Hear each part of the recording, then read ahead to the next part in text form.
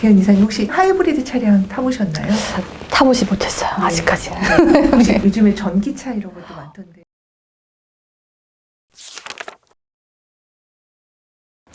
교수님께서 올해 2023년에 하이브리드 라이브러리라고, 즉 융복합 도서관을 해라고 어떻게 이런 결론이 나오게 됐는지 그 얘기를 좀 잠깐 들어볼 수 있을까요, 교수님? 네, 제가 외부 강의에서 많이 쓰는 단어 중 하나가 네. 이제 융복합이라는 단어, 또 하이브리드 라이브러리라는 단어들을 좀 사용을 했습니다. 다른 것들이 녹아서 구별 없이 하나로 합쳐지는 과정, 이런 것들을 융합이라고 합니다. 결국 이 창의적인 융복합이라는 단어를 우리가 도서관계에서 소화할 때 어떤 것들이 필요해 볼까라고 생각을 해봤는데요. 그러니까 우리가 일하는 창의력, 힘 있는 창의력을 만나기 위해서는 결국 묵묵하게 쌓아와야 되는 하나의 자료, 지식이 필요하다는 거죠. 이러한 융복합을 도서관에 좀 어떻게 녹여낼 수 있을까라고 고민하다가 이제 나온 단어가 하이브리드 라이브러리입니다. 하이브리드라는 단어가 특정한 목적을 달성을 하기 위해서 2개 이상의 기능이나 요소를 결합한 것을 하이브리드라고 합니다. 그러니까 서로의 장점만을 선택해서 합친 것들이죠. 하이브리드 차량도 전기차로 가기 이전에 기존의 내연기관 차의 어떤 장점과 또 배터리로 가는 그 2가지의 장점을 합치는 이제 이런 것들을 하이브리드라고 이야기를 합니다. 그래서 제가 생각하는 이 하이브리드 라이브러리라는 단어는 아까 말했던 융복합 시대에 도서관의 역할이 계속해서 변화하고 있습니다. 4차 산업혁명에 맞춰서 지능정보사회로 변화하고 있고, 이 지능정보사회에 맞춰서 진정한 디지털을 넘어서 지능화로 가기까지의 도서관은 그럼 모두 아날로그로 버려야 될까요? 안 되겠죠. 네. 하이브리드는 그런 게 아니니까. 그러면 이거 하이브리드는 약간 디지로그라는 단어랑 좀 이게 비슷하다고 할 수 건가요? 있죠. 네, 비슷하다고 할 수 있고, 어쩌면 우리 여기 라이프러리죠, 이 채널이.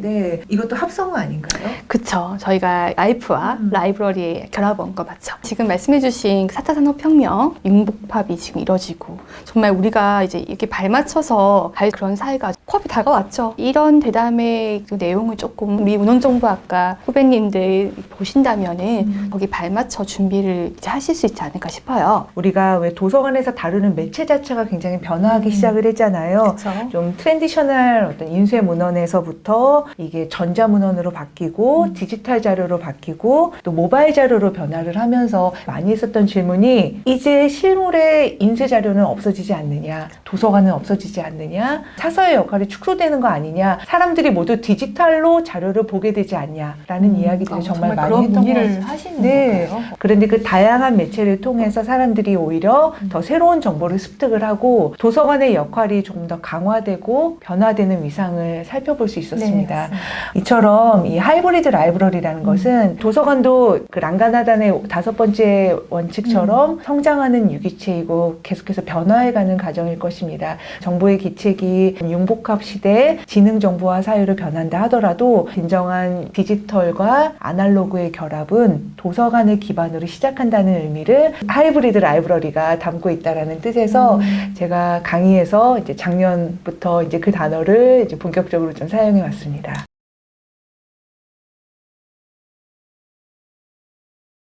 교수님 말씀처럼 빠르게 변화하고 있는 도서관 트렌드에 맞춰가지고 사업의 트렌드로 많이 변화하고 있어요. 사서의 그 기본적인 역할을 하지만 그 데이터를 가공해서 이용자들에게 보여주기 위해서 많은 사업들이 나오고 있고, 한마디로 데이터 중심으로 사업이 조금 변화하고 있어요. 때문에 그 데이터를 활용해서 어떤 사업을 하려다 보면은 사서들의 역량도 기존에 그냥 책을 보면서 서지사항을 입력만 하고 1차원적인 업무 역할이 조금 필요했다면은 요즘 같은 시대는 정말 그 사서들의 변화가 좀 필요한 시점이 아닌가라는 생각도 해보게 될 것 같습니다.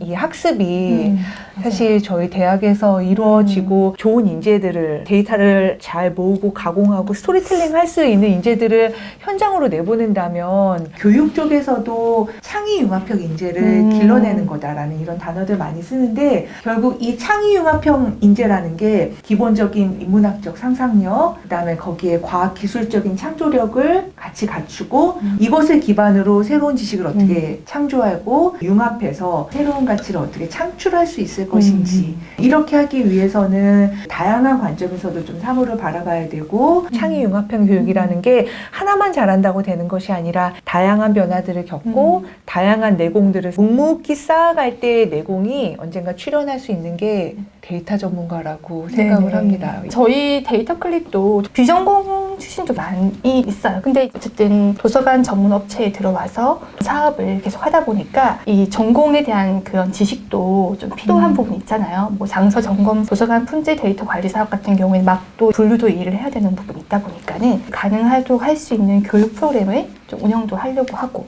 그 밖에 또 사서에 대한 그런 자격의 열망이 또 있는 분들은 그 취업 연계해서 하는 자격증을 취득할 수 있도록 교육비 지원도 하고, 그 여러 가지 도움들을 주려고 노력을 하고 있습니다. 저희가 좀 경영 철학이 인생 3모장 30대까지는 뭘 할지 찾아보다가 30에서 60대 정도까지는 직업을 택해가지고 열심히 일을 하고, 또 너무 인생이 길어지다 보니까는 이제 그 이후의 삶도 생각하지 않을 수가 없는 그런 시대가 된 것 같아요. 대학 졸업 이후에도 또 직장을 가서도 꾸준히 공부하면서 경력을 쌓고 자기 실현을 이루는 삶을 좀 저희가 지원을 하고 있는 그런 회사라고 조금 말씀드릴 수 있을 것 같아요. 네, 지금까지 일부 미래의 사회와 미래의 도서관에 대해서 교수님과 이야기를 나눠보았고요. 이후로는 도서관의 요소들의 변화를 하나씩 분석해보는 시간을 가지려고 합니다.